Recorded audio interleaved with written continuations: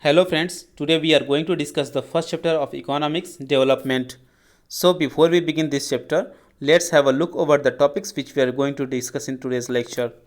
The topics are development, different development goals, common development goals, conflicting goals, mix of goals, national development, average income or per capita income, World Development Report which is published by World Bank, infant mortality rate, literacy rate, net attendance ratio, public facilities, body mass index, human development report which is published by UNDP, and in the last we will discuss sustainable development. Friends, watch this video till the end, and in the end of this video I have put some questions which have been asked in the previous year board exams, and all the questions are based on today's lecture. So let's begin. First we will see what is the meaning of development. So if I ask you what is the meaning of development or to which country you call a developed country, so there can be different answer for each and every student or each and every person. Some people may say that the state or country where the education facility is better, that is a developed state or developed country. For some people the criteria may be health facility, for some people it can be transportation or any other criteria like industrial development. So when we talk about the development in economics, there is in economics, development means increasing in the per capita income, improvement in living standard of people, reduction in poverty, illiteracy and crime rate, etc. So when these all things happen, we say this is the development. So for different people, there are different goals for the development. Like I told you previously that if I ask you the meaning of development, you may say different thing than your friend. So for the different people, there are different goals. For example, you are studying in class 10th. So for a development goal for you may be getting a very good marks in class 10th board exam. But the student who is studying in class 12th, he will set a goal that he means he wants to achieve very good marks in class 12th. So the development goal which we set for ourselves, it is all based on our condition. Like here you see one student is studying, he may think that he want very good grades in board exam. When two small boys fight, one thinks that he want to win in the fight. Okay, the one who gives an interview, he has the or she has the development goal of getting job. So for the different people, there are different goals. For example, we will see this example, this table is giving in your textbook. So given in your textbook, so let's see. A person who is a landless rural laborer means a laborer who is living in the rural area, and that laborer is landless means he doesn't have or she doesn't have land. So what can be the development goal for such type of laborers? So such type of laborers will want more days of work and better wages, means they will want, as they don't have the land, so they will want work and more number of days as the working day, so that they can earn more money. And the same time they will want a better education for their children in the village area. And you see such type of people are getting discriminated in the society, so they will want that there should not be any discrimination in the society. Okay, then at the same time, suppose a farmer who is living in the Punjab, and that farmer is a very rich farmer, a prosperous farmer. So such type of farmer will want the very better, very good price for their crop or their production. Okay, at the same time they may try to get the settlement for their children abroad in other countries, foreign. Okay, so likewise every person has their own development goal according to their condition. A girl who lives in a rich urban family, what does she want? She wants freedom as her brother gets. Okay, so according to the situation of the people, every person sets their own development goal. So here are some examples which you can feel to understand the concept. For example, an Adivasi who is living in the Narmada Valley, what will be the development goal for that person or that Adivasi? He will want that there should not be any construction, there should not be any deforestation, there should not be any construction of dam in that area, so that they would have to displace from the Narmada Valley. So likewise every person have their own development goal. There are some goals, friends, which are common for everyone. Okay, Earlier I told you that every person has their own development goal, but there are some goals which are common for everyone. These goals are non-material things like equality. Everyone wants equality in the society. Like freedom, everyone wants freedom in the society. Like security, everyone wants security. For example, job security. Okay, everyone wants respect. There is no one in the society who doesn't want respect. Everyone wants respect. Okay, friendship, you all wants that you should have some good friends. Okay, so everyone wants friendship. There are some goals which are conflicting goal. Earlier I told you that there are some goals which are developmental goals. Different people, different goals. Okay, there are some goals which are common goal for everyone, but at the same time there are some goals which are conflicting goal. What does it mean? Conflicting goal means, suppose if a person sets a goal for himself, and when that person achieved his goal, at the same time it makes or it creates problem for some other people.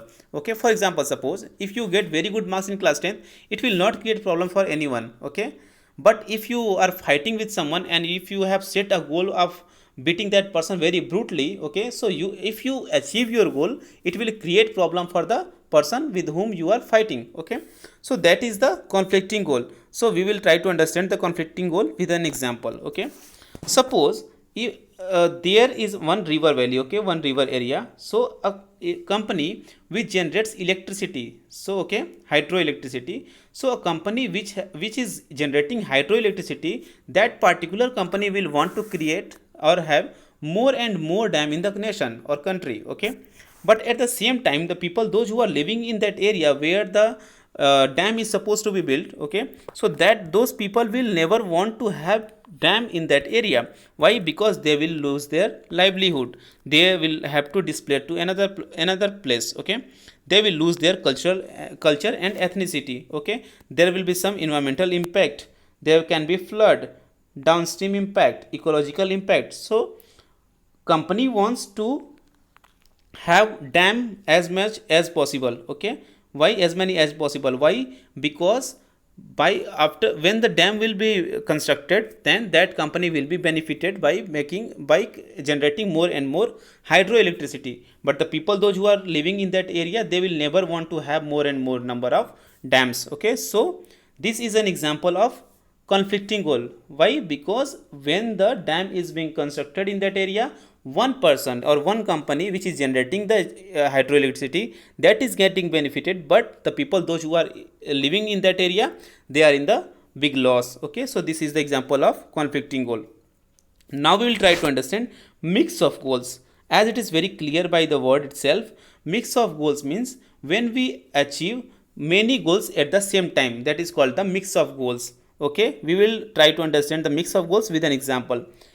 You might have seen the women, those who are not doing any job, or those who are not doing any work for the generation of income. Okay, so when such type of women do the work in the home, okay, like cooking, so at that time when they are doing the cooking, no one comes to help, no one come to help that lady. Okay, help that woman. Why? Because people of that family thinks that this is the duty of that women to do cooking or sweeping or cleaning the house, or washing the clothes, or such type of things. Okay, so no one from that family helps that women. Okay, but if that women start doing some job or some work to get the income, okay, so that particular women does the work to get the income. Okay, or generate income, generate money. Okay, but the primary purpose or primary goal of that woman is generating money, that she will generate after doing the work. But at the same time, there are many goals which are fulfilled at simultaneously.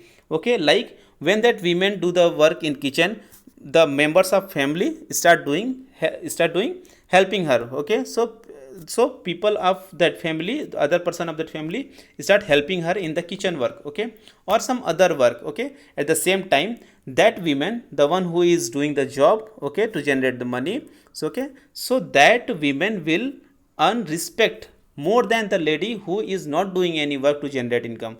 Okay, so at the same time, that women is getting many goals achieved at the same time. Okay, by doing just one job, one work. Okay, so this is the example of mix of goals. Okay, mix of goals means, again I am trying to I will clarify it. Mix of goals means when you try to achieve one goal, but by achieving that one goal you are achieving many more goals at the same time. So this is the example of mix of goals. So up to now we have discussed about the people, okay, either it is the different person different goal, or common goal, or conflicting goal, or mix of goals. Now we will try to understand the national development, my friends. Okay, so what is the meaning of national development?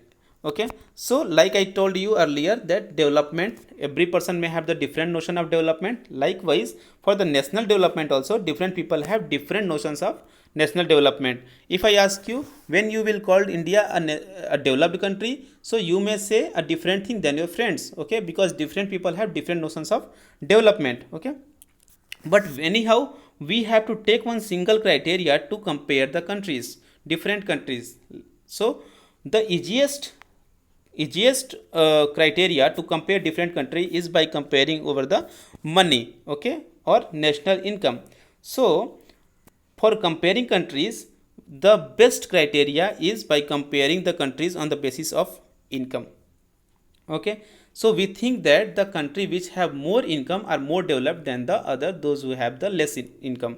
Okay, so it is based on an understanding that more income means more of all the things that human being need. Okay, suppose if I say you that you have more money than your friend, it means that you can purchase more of the things which are needed for the daily life. Okay, so because of this understanding only, we when we compare the countries, so we say that the country which are having more income are richer than the other countries. Okay,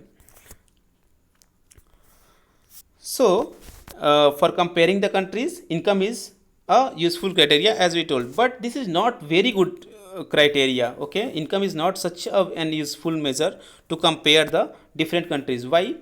Because you just try to understand this by an example. Suppose there are two countries, country A and country B. Okay, country A, this country has the national income of 100 rupees. Country B also has the national income of 100 rupees. Okay, means the income of the country A is 100 rupees and income of the country B is also 100 rupees. But what if I say you that in country A there are 100 people living there, okay, 100 people in this country, and in country B only 10 people are living there.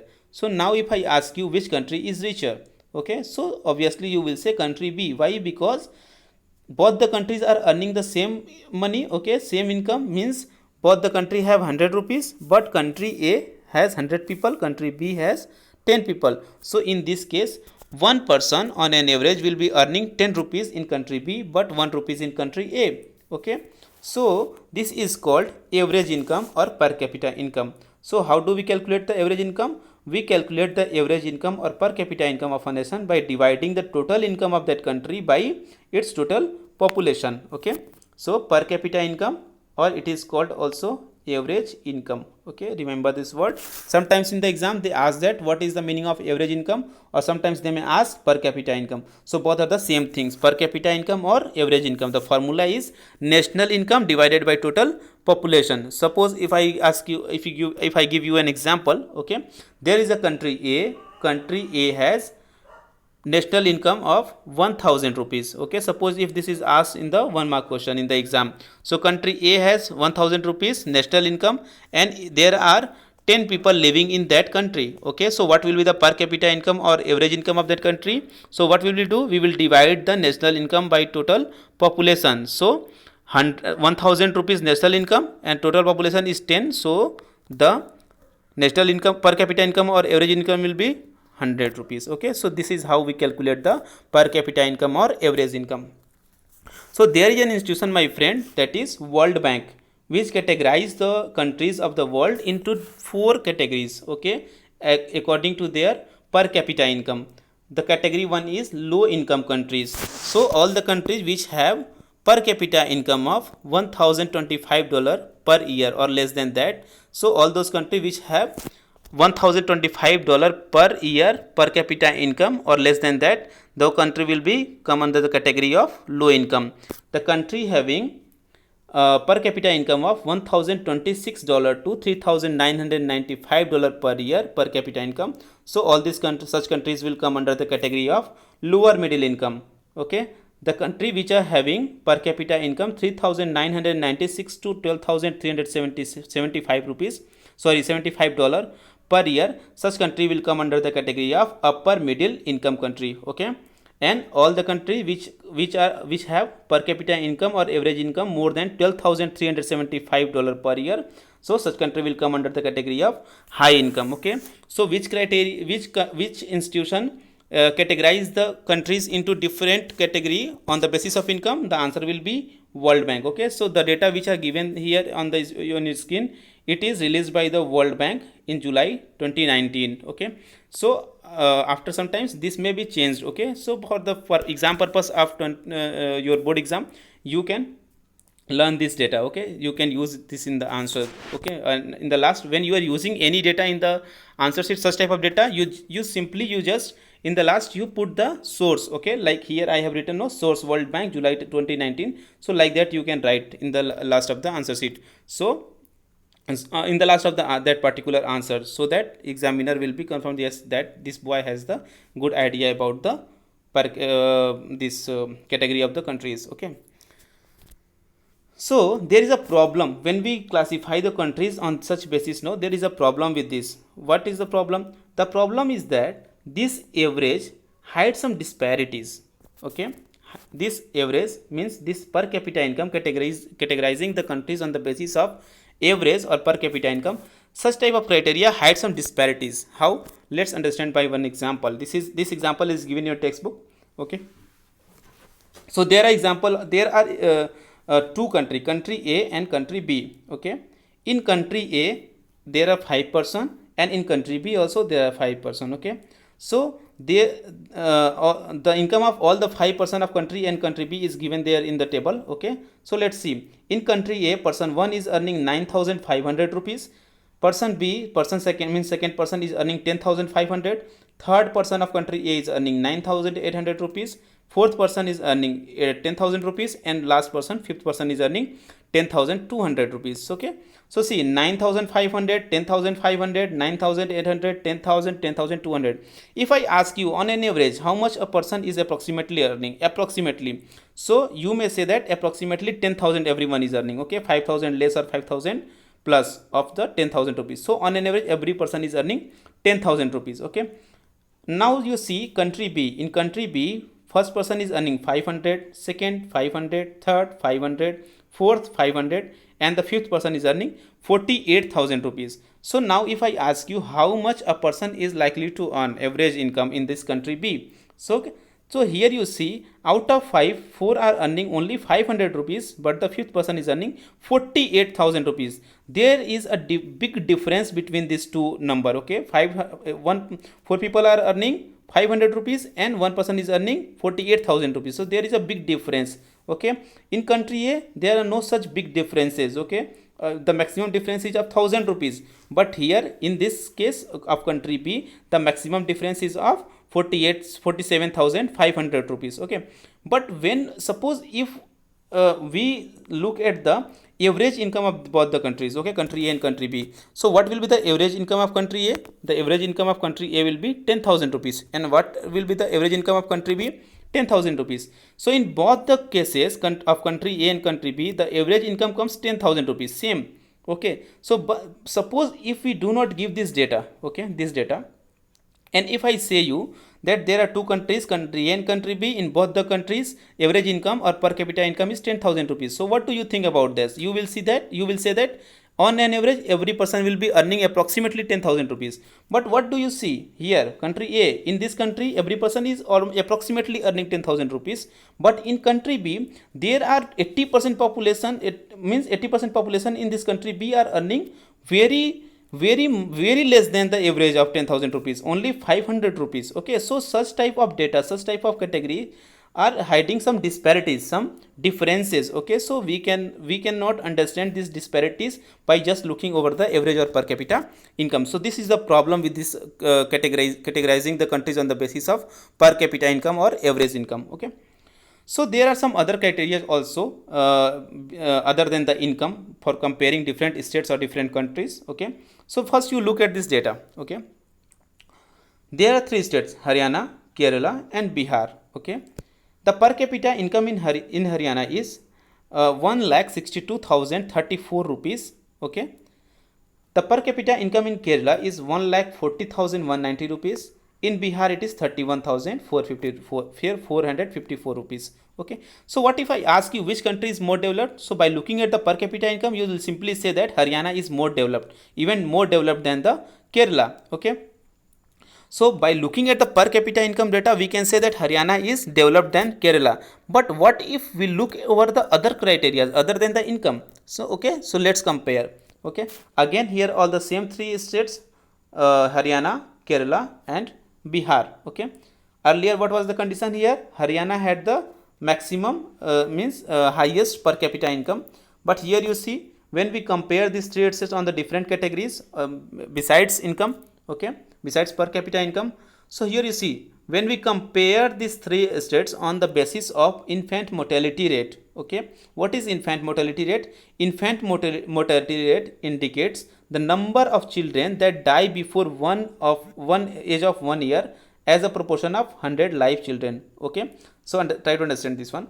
Okay, suppose in an area there are 100 children, okay, born in a particular year. Okay, so the number of children out of this in an area there are 1000 childbirth in a particular year. Okay, so out of these 1000 newborn children, the number of children who will die or who die before completing 1 year of age, okay, that number will be called infant mortality rate. Okay, suppose in an area the newborn babies number is 1000. Okay, and out of this 1000, 10 infants die before completing 1 year, so infant mortality rate will be 10 for this particular area. Okay, so infant mortality rate. Okay, so in Haryana infant mortality rate is 33. Okay, remember this Haryana had the highest per capita income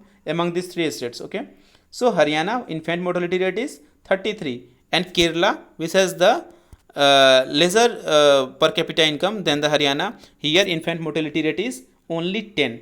It shows that the Kerala has the better medical facilities than Haryana. Okay, what about the literacy rate? Haryana had the better per capita income as compared to Kerala, but when we talk about the literacy rate, Haryana had 82% literacy rate while Kerala has 94% literacy rate. Okay, what about net attendance ratio? Net attendance ratio is the number of children in the age group of 14 and 15 years, those who attend the school as a percentage of total number of children in the same age group. So okay, so what does it mean? Suppose in the age group of 14 and 15, okay, so the number of children is suppose 100. Okay, 100 boys, 100 children are there in an area, those who are in the age group of 14 and 15, and out of this 100, okay, suppose 90 are attending school, it means net attendance ratio for this area will be 90. Okay, so the net attendance ratio for Haryana is 61 while for Kerala it is 83. So net attendance ratio is also better than Haryana for the Kerala. Okay, so apart from the income, when we compare these 2-3 states on different other categories, other criterias other than the income, so we find that a better income does not assure, a better per capita income does not assure the betterment in every aspect of the life, means like health, education. Okay, so here you see, you might have understand by this example that here you have seen that Haryana had the better income, okay, better than the Kerala, but when we compare these two states on the other criteria like health and education, we found that Kerala had the better performance than the Haryana. So we can simply say, that per capita income does not assure the betterment in all the field of the life. Okay, now we'll discuss some public facilities. Okay, because the public facilities are the things which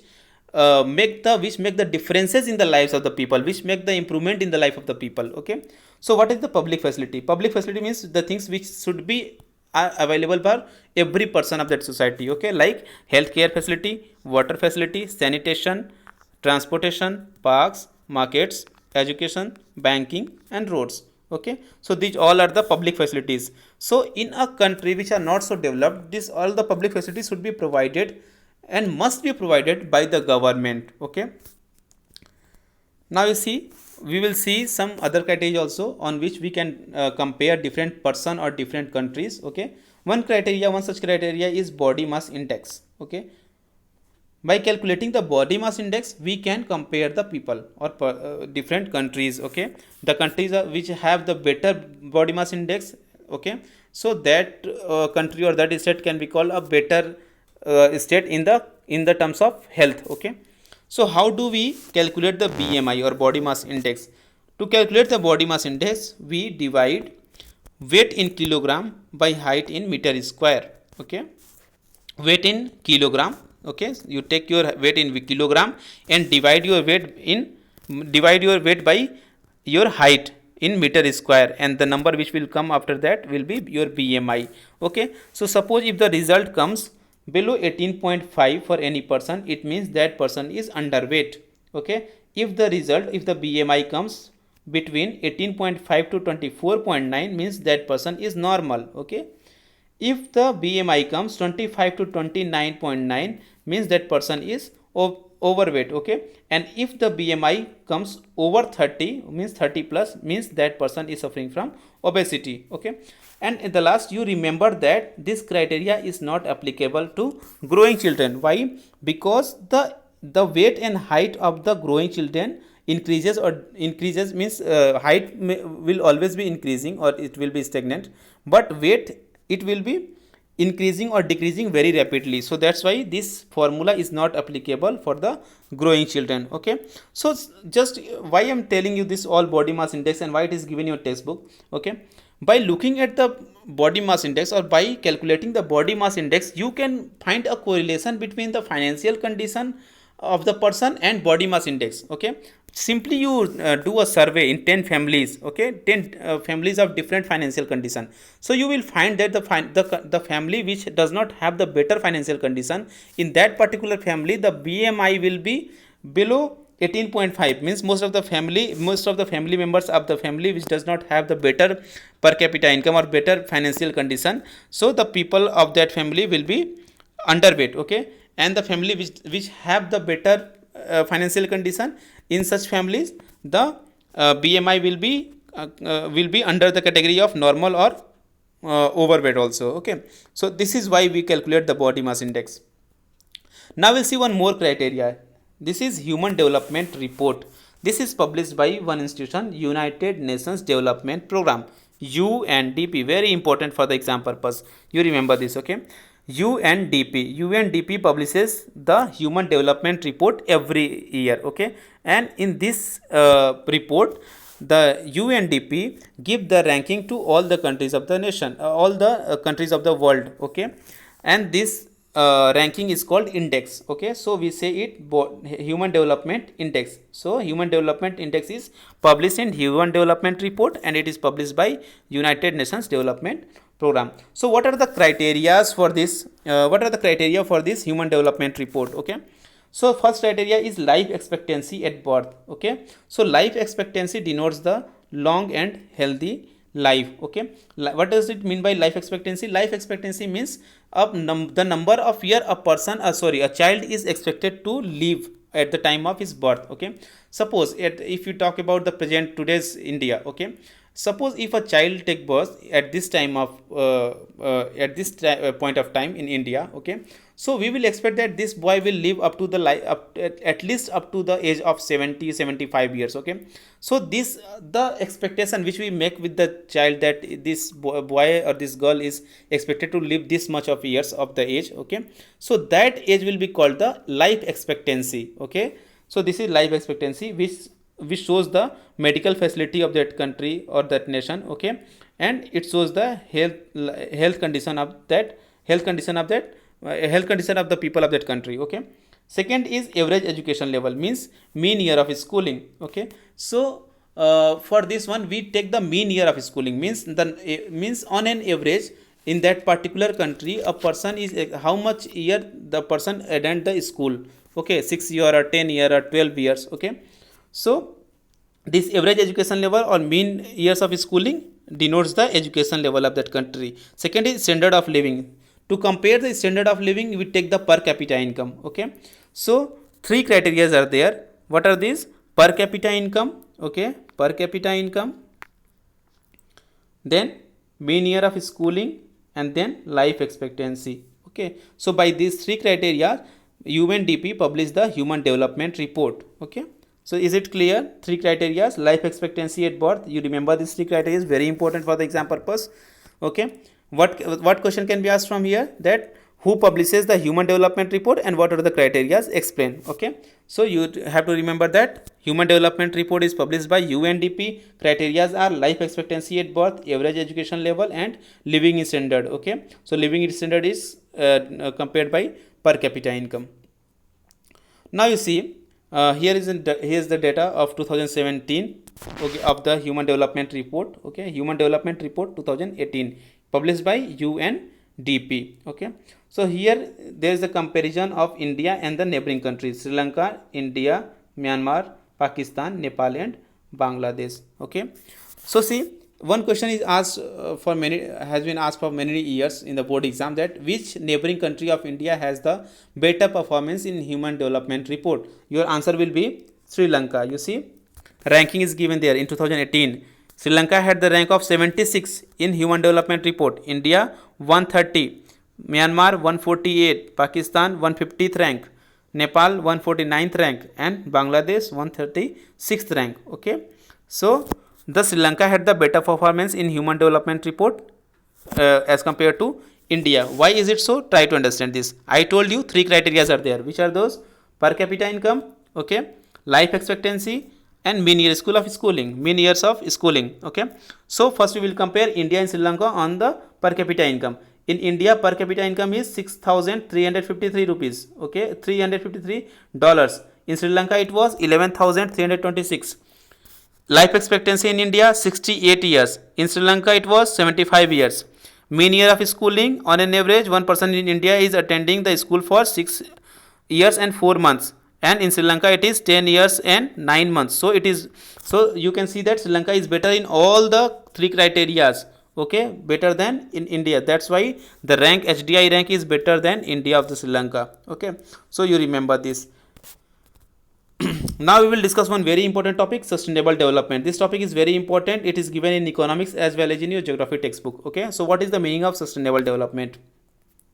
So sustainable development means development which meets the need of the present without compromising the need of the future generation. Okay, so see, just try to understand this one. Sustainable development has basically two components. Okay, the first one is that while doing the development, we should not compromise with the need of the future generation. Okay, means like we should not use our resources blindly in such a way that our future generation doesn't get anything for the for on the name of resource. Okay, so first thing is that we should not use the resources in such a way that our future generation doesn't get anything. Okay, so if we do such a development that we do not care about the need of the future generation, that development cannot be called a sustainable development. Second criteria is that when we are doing the development, we should not destroy our environment.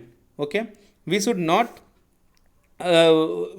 create pollution for the environment. Okay, so these two criteria you remember. Okay, what was the first one? That we should keep in the mind that there should be some resources for the need of the future generation, and second, we should not do the environmental degradation. Okay, we should not pollute the environment on the name of the development. When we do the development by keeping these two things in mind, we will say that we are doing the sustainable development. Okay, so we have some examples where we are not doing any sustainable development. For example, overuse of groundwater. You see, my friends, in many parts of India we are facing the water scarcity. Okay, so this had happened only because we are not following the concept of the sustainable development. Second is exhaustion of the natural resources. We are using the natural resources in such a way, okay, like it will never end, it will never finished. Okay, so for example, we have given one example is given in your textbook of the crude oil reserves. Okay, you see there are three regions: Middle East region, United States of America, and total world. Okay, reserve in 2017 in 1000 million barrels, 808,000 million barrels in Middle East, and 50,000 million barrels in United States of America. Okay, and if we use this crude oil in the same way as we are using in the present day, okay, so in the Middle East all the crude oil will be finished in upcoming in next 70 years, and crude oil of the US will be lost in 10 years and 5 months. Okay, and if we use the crude oil in such a way of the whole world, so after 50 years there will be no crude oil for our use. Okay, so such type of development cannot be called a sustainable development, my friends. Okay, there is a very beautiful quote given in your textbook: we do not inherit the earth from our ancestors, we borrow it from our children. Means the resources, the earth which we have got from our ancestor, okay, this is not like a gift from ancestor. We have not inherited it. Actually, we have borrowed it from our children. We have borrowed it from the next generation. Okay, and when we borrow something from the next generation or from anyone, we have to return it back in the same way, okay, or in a better way. Okay, so this is our responsibility to not destroying this earth. This is our responsibility not to destroy this earth, not to do environmental degradation. Okay, so this much only for this chapter, my friends. Here are some questions which have been asked in the previous year board exams. Okay, I have given the question and in the bracket the year in which it was asked. Okay, so like this all are the 1 marks question. Okay, you can read the questions. Like state any 2 goals of development other than income. Okay, how can 2% have different development goals? This you can tell by giving example. What may be a goal of landless rural laborers? So this also I have discussed. What may be a goal of a prosperous farmer of Punjab? Okay, so these all the questions have been asked in the board exam. Okay, you can note down this all the questions in your notebook and you try to write the answer. Okay, so most probably the question which will be asking in the board exam, upcoming board exam. Okay, so the question will be from here itself. Okay, here itself, or the question will be based on these all the questions which I have been given in this video. Okay, so these all are the 1 mark question. Okay, and these all are the 3 or 5 marks question. Okay, you just go through the question and try to give the answer based on this lecture. Okay, so my friends, if you have any doubt, please ask me in the comment box. Okay, and please subscribe my channel and press the bell icon so that you can get the notification of the next videos. Thank you so much.